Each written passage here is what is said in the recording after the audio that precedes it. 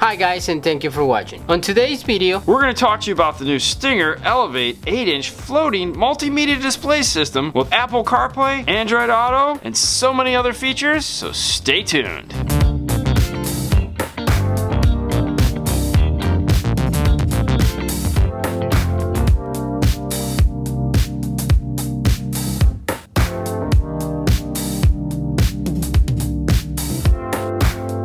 Adding to the amazing products that Stinger already makes, such as interconnects and power cable, distribution blocks, and marine audio, amplifiers, and speakers, they now make an 8-inch multimedia system. Let's unbox this thing and take a look and see what comes inside. Now I'm going to warn you right now, this one's going to be long because this guy here is packed full of features. Now one of the things you're going to find in the box as soon as you open it up is the installation guide. You'll also find your warranty card and the instructions on where to find your downloadable user manual. You'll also find an updated install guide. So if you head over to Stinger Electronics, click on the Stinger tab, and scroll down to where it says multimedia, what you'll find is a listing of the Elevate, the add-on GPS system, the extension cables, both the LVDS display video harness and the 8-inch pin display power harness. Both are 5 feet and you do have to buy them together, as well as the optional IR remote. If you click on the Elevate, it'll take you to the Elevate page. Scroll down to where it says guides, and here you'll find the user's guide, the install guide, as well as the custom install guide for GM trucks. One of the things about this radio, before we actually even get into talking about it, is that it is designed to work with vehicles that have interesting installation challenges, such as the GM here, where you have very little mounting depth. These instructions are showing you how to install the Elevate without having to cut up the dash or do any serious work to it. There will be more as time goes on. Now once you're done printing that updated install guide or downloading it to your device, you can then take a look at it. We've also gone ahead and downloaded the instruction manual as well. Pull out the big top piece of foam. Inside the box are a couple of plastic pieces. The first one is going to be your accordion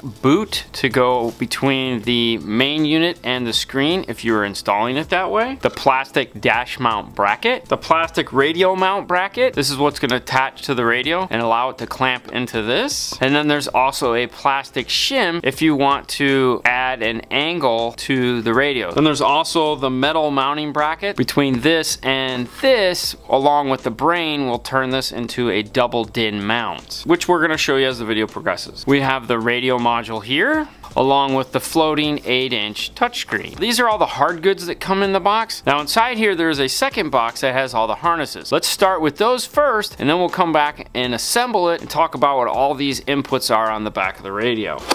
Now these all come individually bagged. We have unbagged them. The first thing you're gonna find is this blue cable here. This is the 1.5 foot LVDS display video harness. Then we have this 1.5 foot black display power harness. We have the main power harness. Now the harness uses some standard color wires and some that are slightly different. Let's go over it real quick. We have yellow, red, and black, which is gonna be constant 12 volts, accessory, and ground. We have 8 speaker wires. Driver's front is white, passenger front is gray, driver's rear is green, and passenger rear is purple. You have a solid and a stripe. The stripe is negative. We have an orange wire, which is the illumination dimmer control, green with a white stripe, which is the reverse trigger, blue, which is the powered or amplified antenna, blue with a white stripe, which is the amplifier turn on, pink wire, which is parking brake. Next we have the main RCAs. Now there's a whole bunch of them. Let's put them together into their corresponding groups. First is going to be your preamp output, which is a 4 volt. You have this brown blue with a black cable. This is going to be your subwoofer output. Next to that, you're going to have a black cable with a white and red end on them, and these are going to be your line output for front, left, and right. You have a gray cable that has a red and white. This is going to be your line output rear. So we have what is called the CVBS in or AV input for video, as well as the line in AV AV left and right. So this would be if you're going to add any form of other video input that you want to add to the unit. Next set of cables is going to be your AV output. This is unique in that it has a matched AV output. They're not switchable. They both have the same video that's going to play on them. If you're going to be putting in headrests or dual screens, you can feed these into both. You won't need to use an amplifier. And of course it has a black cable here with the white and red ends is going to be your audio output for those. Lastly, we have the green cable with the yellow end. That is going to be your backup camera input. Lastly, on this harness, it has these 3 wires here. These are if your car has the older style resistive steering wheel controls, it has an input directly for it, so you don't have to add an external steering wheel control. It has 3 wires. Black is ground, brown is input 1, brown black would be input 2. Now, since we were talking about steering wheel controls, you have your second harness here. This has 2 black 1/8" style headphone jack looking inputs on it. One is going to be SWI, which is for if you don't have the older resistive style steering wheel controls, you can add something like SWI CP2, SWI RC, or an interface module that has steering wheel controls built into it, like an RP4 or an RP5. You also have the IR input. This is going to be for if you plan on getting the controller for it. It comes with a GPS antenna, Android Auto, Apple CarPlay, Bluetooth microphone. If you are going to be using this microphone, which we'll talk about later, it comes with this harness here that is going to be your microphone input, as well as rear audio input for a backup camera. So if you're putting this in something that the backup camera has a microphone in it for you to hear what's going on behind you, it has an audio input for that. It's the Sirius XM input. This is to be teamed up with the SVX300 Sirius add-on tuner. There's also 3 other wires on here that are not going to be used for the install, and they come capped off. The last harness in the box is this guy here. This is the multi-camera switching cable. That means this radio actually will take 4 camera inputs, reverse, and 3 others. When looking at the harness, you have inputs 2, 3, and 4, as well as triggers for 2, 3, and 4. This is designed for a positive pulse, such as a turn signal. You can trigger this, and it will turn on the camera, and when the turn signal shuts off, it'll automatically deactivate the camera, which we will be showing you. And then it also has an expansion input on it here. Other things that come in the box are a couple bags of screws, a couple back straps, a wipe to clean the screen, and a metal mounting bracket for the GPS antenna. Now that we have all the cables out of the way, let's go ahead and take a look at the actual radio itself. We're going to plug these cables in, as well as talk about all the extra features that are built into this that don't take a cable. So let's talk about the 2 dual USBs here. USB 1 on the top is going to be for Android Auto and Apple CarPlay. You can also plug in a thumb drive or a hard drive, because this will read FAT32 and NTFS. This output is a 1.5 amp output. Over here it has an HDMI input, so you can run in a DVD player that has HDMI, or if you have a smartphone that has an HDMI output, you can plug that in here. Down here, when you pull this guy off, this is going to expose your Toshlink digital output that is controlled via the volume knob. So this will turn up and down with the master volume on the radio. Let's start plugging in some of these cables. First one here in the corner is going to be for your GPS. Conveniently, both ends are blue. This USB looking connector here is going to be for your blue cable gray end LVDS input. Right below that, you're going to have an input for your power harness for the front display. Your main RCA harness is going to plug in here on the bottom.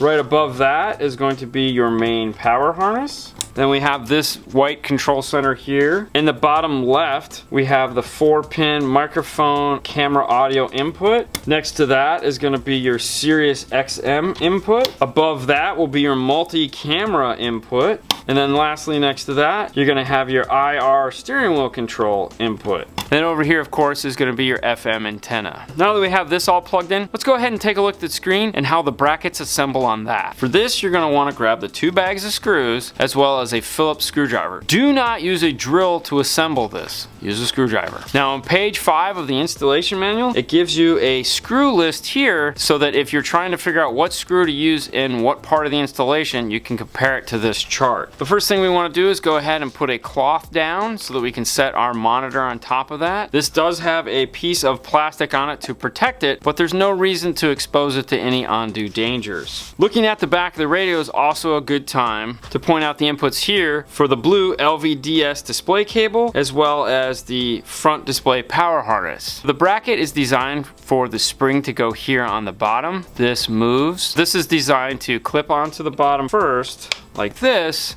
push down on it, and it locks into place. To remove it, push up, tilt back, and it'll come right off. Looking at the back of the display screen, make sure that the spring is on what you want to be the bottom, mount it here. As you can see, there is some play where it will slide up and down. Now there is also the shim that we talked about that will allow the screen to tilt a little towards the driver. Let's take a look at how these go together.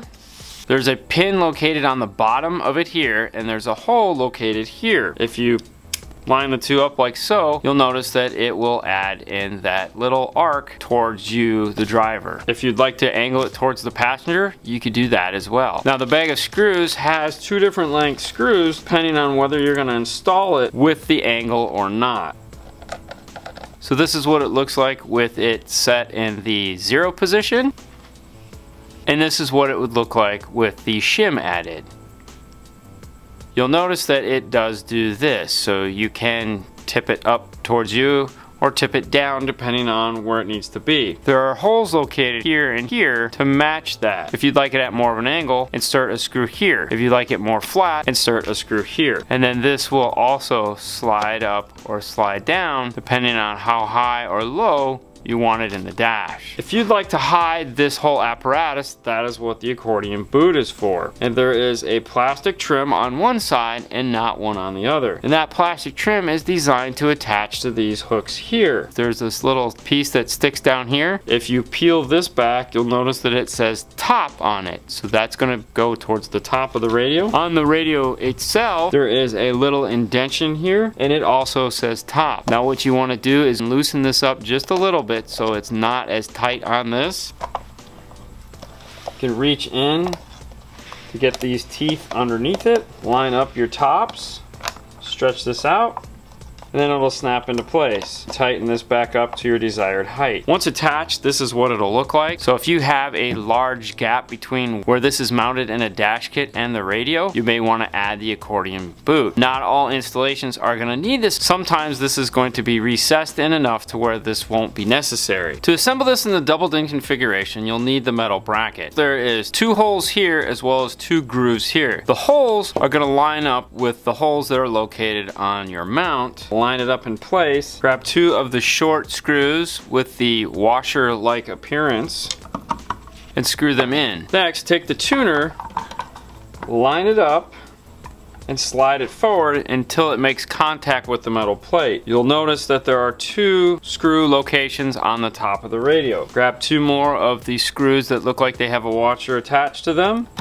Once this is done, on the side you have all the provisions that you'd normally have on a double DIN radio. Now you can install this into a kit just like a normal double DIN. It will be like a short chassis, it's not going to be as deep, so you'll have plenty of room for all the harnesses that you need to attach to it. So located on the other side of the main radio brain, you'll notice this little SD card slot here that says for navigation only. And what that's used for is this guy. This is the SE-P14. This is the iGo add-on navigation card. If you live in an area that doesn't have the best cell phone coverage, or you don't like Android Auto or Apple CarPlay, you can add this to it and have onboard navigation. So when the unit first powers up, it gives you this gorgeous Stinger display. Let's go ahead and talk about the buttons and what they do, because there are hard buttons as well as actual physical touchscreen buttons. Now starting on our left, we have the master volume control, which is indicated here by turning up and down the volume. This is also a function button. You can press it in. Right now, as you notice, the screen is dimming. There's also a soft button here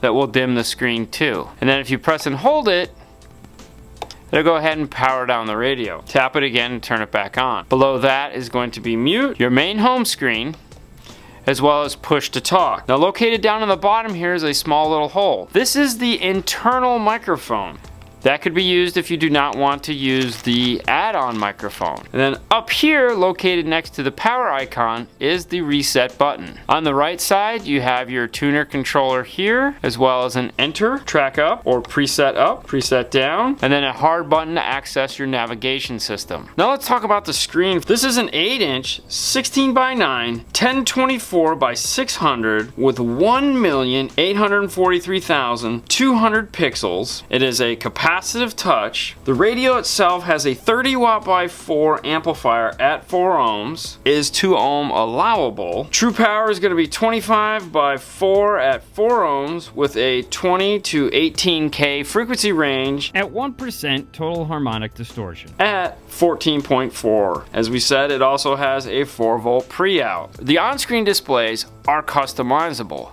Background and these bottom buttons here. This is an access to your main menu, which is a redundant of the home icon. Your sources are displayed here. You have radio. Once in radio, if you tap the AM FM located here in the corner, it'll go ahead and bring up FM2, FM3, AM1, AM2, and then cycle back around to FM1. Next up is going to be your phone.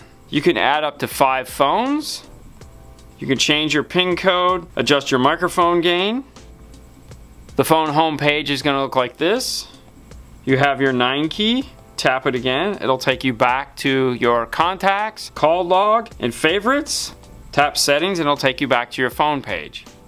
Bluetooth music is going to be next. This uses 4.2 A2DP with an aptX chip for premium sound playback. Your Sirius XM. This will function if you add in the SVX 300 add-on tuner.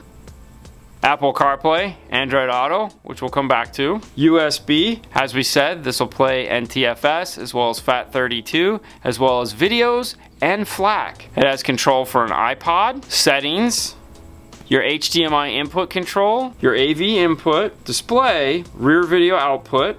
Display is also located here. Now once in display, there's a couple things you can do. You can adjust the brightness of the display both for daytime and nighttime. However, when in nighttime mode, you do have to have that function on in order to adjust it. So if we adjust it now, nothing will happen. If we turn on our lights, it'll now be dimmed, and we can go ahead and turn that down or turn that up. Then we have our auto dim. That means when the orange wire is connected and you turn on your lights, it'll automatically dim your screen. If you don't like that, you can select off.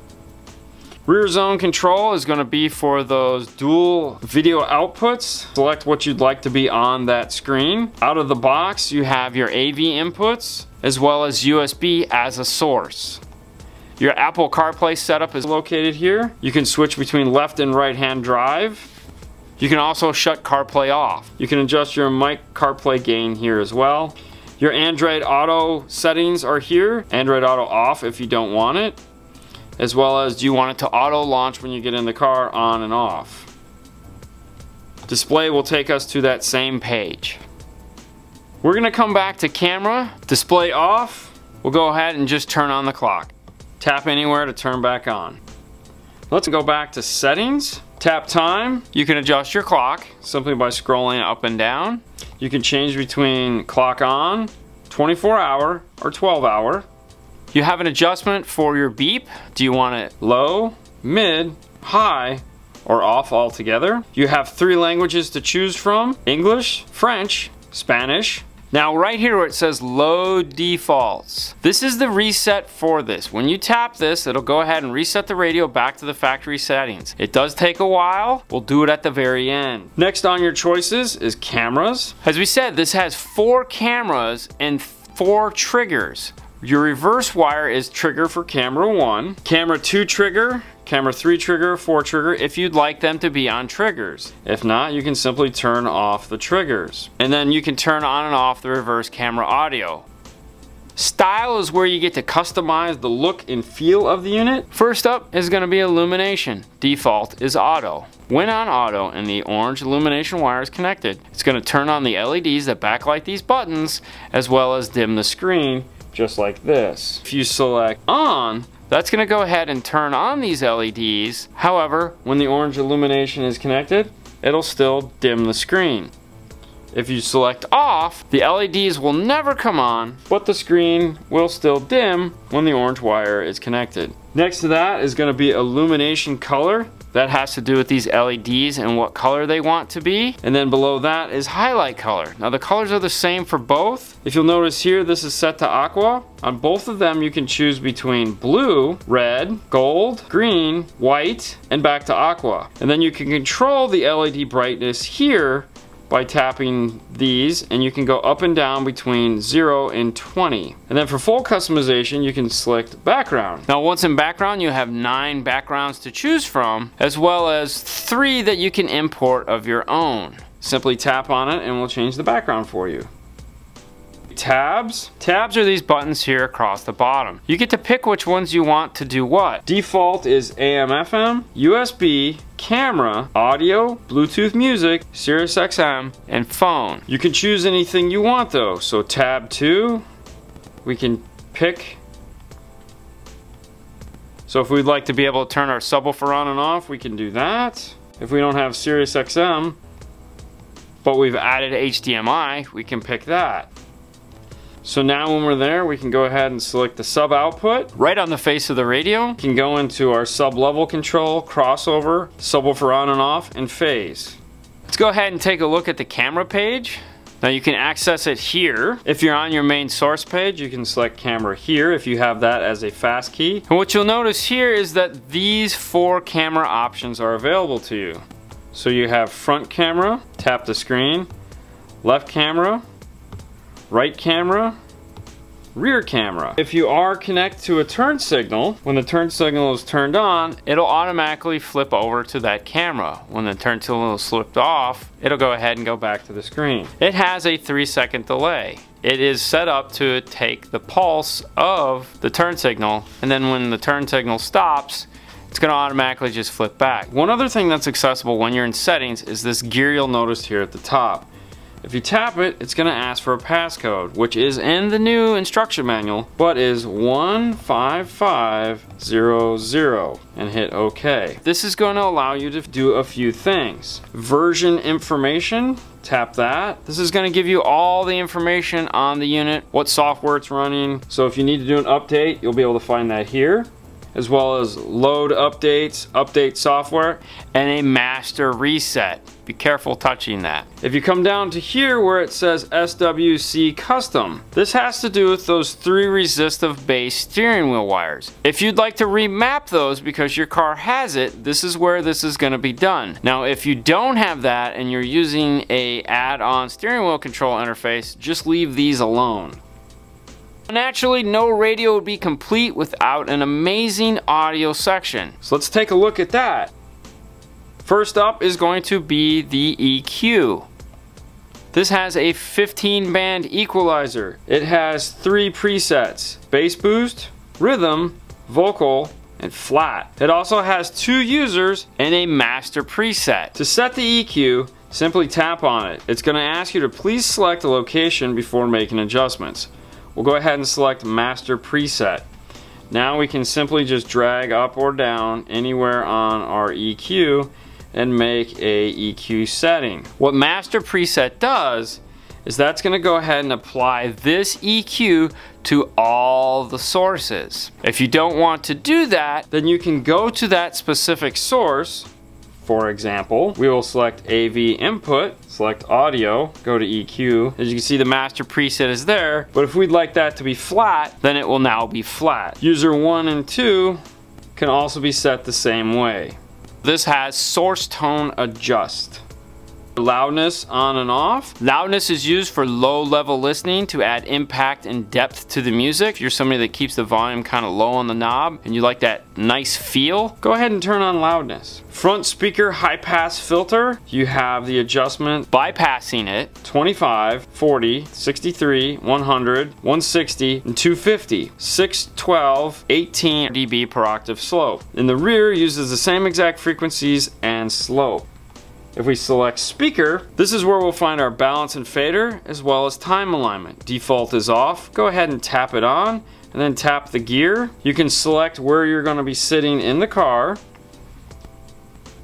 And to set your time alignment, what you need to do is measure between your head and the corresponding speakers. Put those numbers into the locations here. You have driver's front, driver's rear, passenger front, passenger rear, and then both subwoofers. Enter the numbers in inches and it'll go ahead and do all the math to move the sound where it needs to be.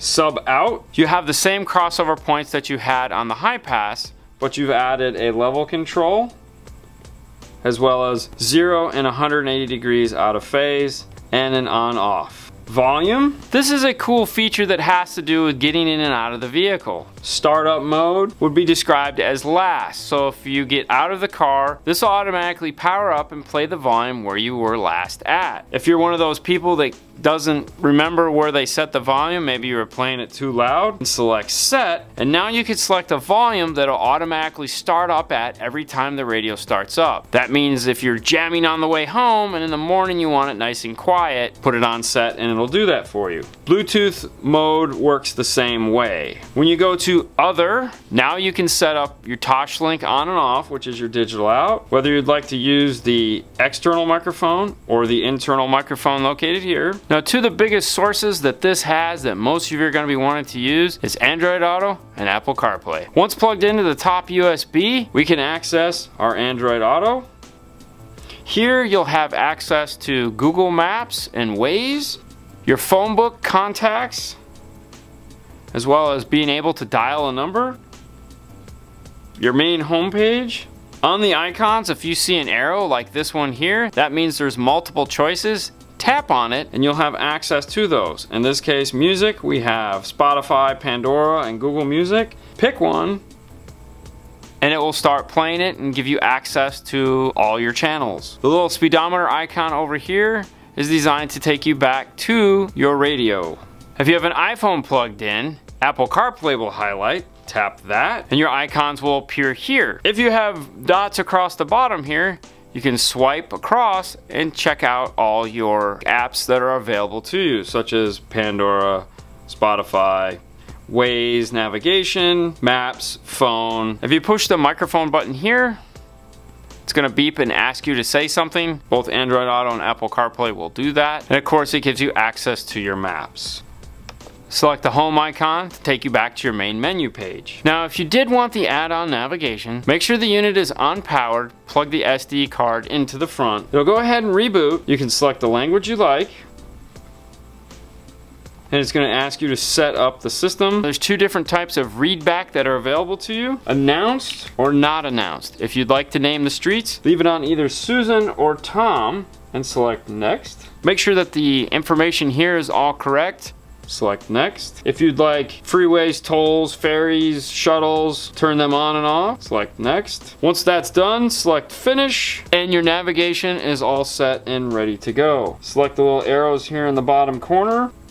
Select new route, add in a destination, and she'll go ahead and take you where you want it to go. Now, once on the display screen, two fingers on, pinch to zoom, move around, zoom in, rotate. Now, the last thing we want to show you was in that main menu page where it said load defaults. Go ahead and select OK. The unit's going to shut down and then start rebooting. This is going to take about 3 to 5 minutes and the screen will turn on and off a couple times. Well, there you have it, guys. That's the new Stinger Elevate Radio and all its cool features. We hope you enjoyed this. Fernando, if you please. So if you like this video, please subscribe, share, like, you know where you find us, Facebook, Instagram, and here in YouTube. You guys have a wonderful day as always. We'll see you later next time. Bye.